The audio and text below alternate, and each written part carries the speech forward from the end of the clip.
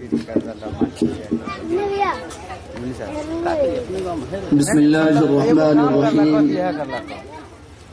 الحمد لله وكفى وسلام على عباده الذين اصطفى. أما بعد، أعوذ بالله من الشيطان الرجيم. بسم الله الرحمن الرحيم. قال الله تعالى في القرآن المجيد والفرقان الحميد: وما خلقت الجن والإنس إلا ليعبدون. وقال تعالى في موضع آخر: اقرأ باسم ربك الذي خلق الإنسان من علق اقرأ وربك الأكرم. صدق الله العظيم. وقال النبي صلى الله عليه وسلم: طلب العلم فريضة على كل مسلم. وقال النبي صلى الله عليه وسلم أيضا: كلكم راع وكلكم مسؤول عن رعيته، او كما قال علیہ الصلاۃ والسلام. ہمارے اسٹیج پر جلوہ افروز صدر محترم اور دوسرے دور و دراز سے آئے ہوئے علماء کرام اور ہمارے سامنے بیٹھے ہوئے ہمارے گاؤں کے ہمارے بڑے چاچا، بھائی، دادا اور پردہ نشین ہماری مائیں اور بہنیں، میں اللہ کا جتنا بے شکر ادا کروں بہت کم ہے کہ میں آج ایک ایسے جلسے میں شریک ہوں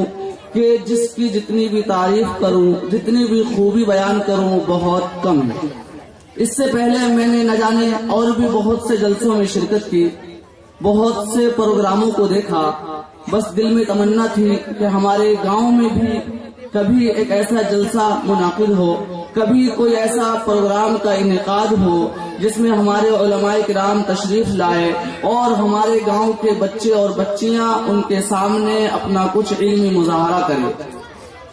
مجھے یہ سمجھ میں نہیں آ رہا ہے کہ میں اپنے بیان کا آغاز کہاں سے کروں. میں اپنے ان گاؤں کے معصوم بچیوں کی تعریف کروں یا ہمارے اس محترم استاد جو ان بچوں کے معلم ہیں،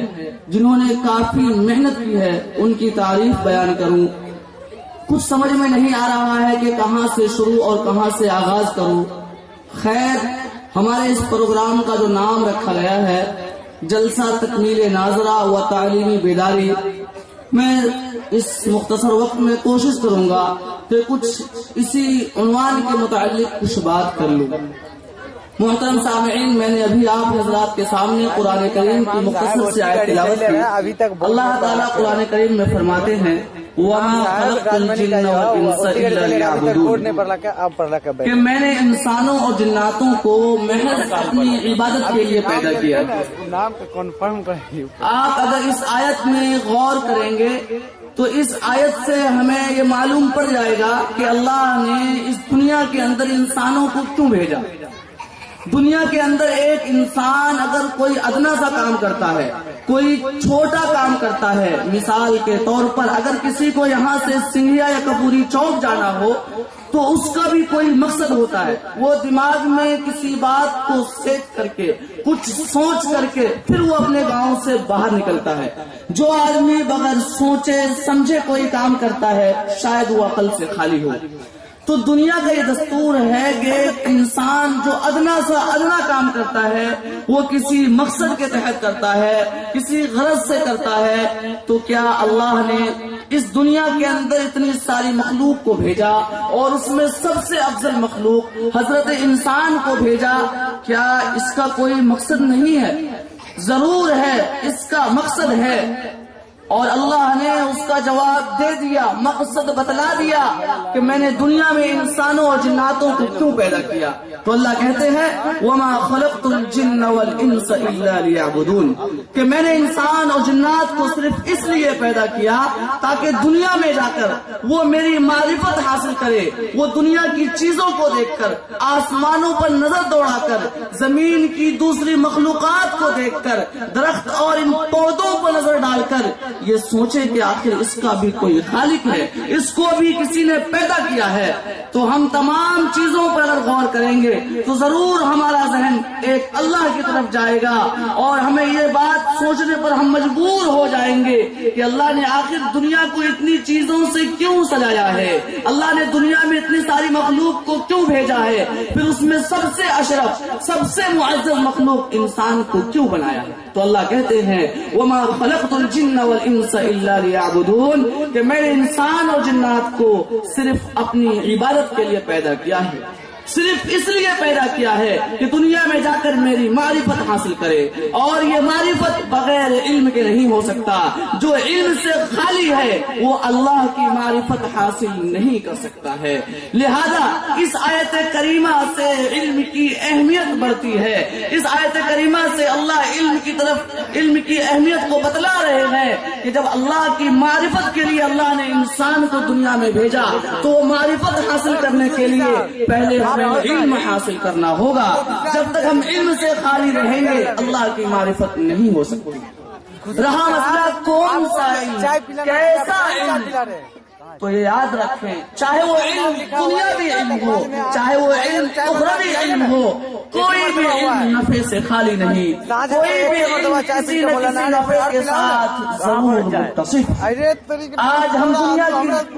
دنیا کے مناظر پہ غور کریں، دنیا کے الگ الگ ملکوں پر غور کریں، دنیا کے اندر الگ الگ بہت ساری قومیں آباد ہیں، ہم ان قوموں پر نظر کریں تو ہمیں معلوم پڑے گا کہ اس دنیا کے اندر بہت ساری قوم ہیں، ہم ان کو شمار نہیں کر سکتے، اور اکثر قوم ایسی ہے جو ترقی یافتہ ہے، جو بہت ترقی کر رہی ہے۔ ہم دیگر یورپین ممالک کو دیکھیں، بہت ترقی میں ہے، اور اس دنیا کے اندر ایک قوم وہ بھی ہے جس کو ہم مسلم قوم کہتے ہیں، جس قوم سے ہمارا تعلق ہے۔ اگر ہم دنیا کی دوسری قوم کو اور ایک مسلم قوم پر نظر ڈالتے ہیں اور دیکھتے ہیں تو ہمیں معلوم یہ پڑتا ہے کہ دنیا کے اندر سب سے کمزور قوم، سب سے مظلوم قوم، سب سے جاہل اور ان پڑھ قوم، سب سے زیادہ علم سے خالی قوم اگر کوئی ہے تو وہ مسلم قوم۔ اسی لیے ہم دیکھ رہے ہیں کہ دنیا کی ساری قوم ترقی پر ہے، اور ترقی کا راز علم ہے۔ انہوں نے علم حاصل کیا اور دنیاوی علم حاصل کیا، دنیا کے علم کے پیچھے محنت کی، تو آج دنیا کے بادشاہ بنے ہوئے ہیں، دنیا کے حاکم بنے ہوئے ہیں، اور دنیا میں انہی کی حکمرانی چلتی ہے۔ اور مسلمان قوم جو اپنے آپ کو تو بہت بڑے بڑے ہستی ہونے کی دعویٰ کرتی ہے، لیکن ہم دیکھ رہے ہیں کہ ہر جگہ مسلمانوں ہی کی جماعت ہے جو جاہل ہے، ان پڑھ ہے، اور جاہلوں میں جن کا شمار ہوتا ہے بجز کچھ لوگوں کے جنہوں نے علم حاصل کیا اور اس علم کو دنیا میں پھیلایا،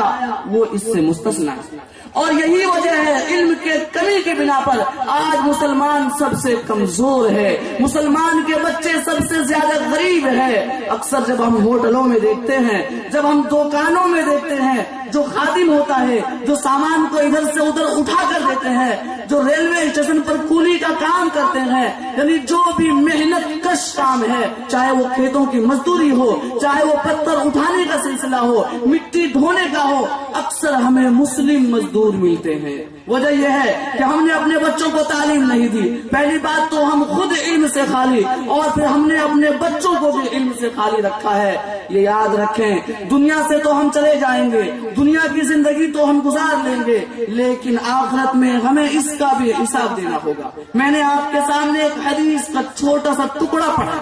آپ نے سنا ہوگا، میں نے کہا قال النبی صلی اللہ علیہ وسلم کلکم راع وکلکم مسئول عن رعیتہ،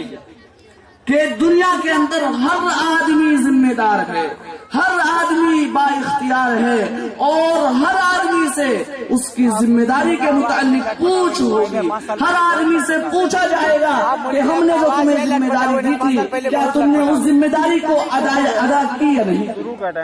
لہذا ہم میں سے ہر آدمی ذمہ دار ہے۔ اب پوچھے ہم کس چیز کا ذمہ دار ہے؟ ہر آدمی اپنے گھر کے لوگوں کا ذمہ دار ہے، شوہر اپنی بیوی کا ذمہ دار ہے، بیوی اپنے شوہر کا ذمہ دار ہے، باپ اپنے بچے کا ذمہ دار ہے، بچہ اپنے باپ کا ذمہ دار ہے۔ ہر آدمی دنیا میں کسی نہ کسی کا ذمہ دار ہے، اور ہر آدمی کو قیامت کے دن وہ اپنا قدم اس وقت تک اللہ کے سامنے سے پیچھے نہیں ہٹا سکتا جب تک وہ اپنی ذمہ داری کا پورا جواب نہ دے۔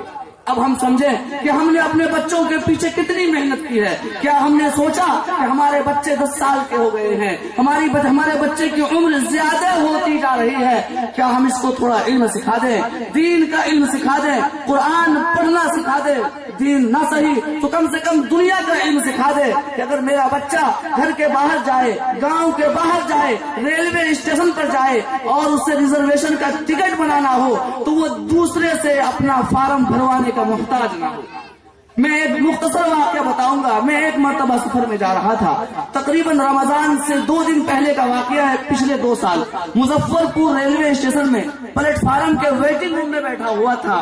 اتفاق سے ٹرین 1 گھنٹے لیٹ ہو گئی تھی، تو میں واپسی کا ٹکٹ بک کرنے کے لیے فارم لکھ رہا تھا، ریزرویشن کا ٹکٹ بنانے کے لیے فارم بھر رہا تھا۔ کچھ ہی دیر ہوا کہ میرے سامنے 5-6 لوگ اور آ کر بیٹھ گئے۔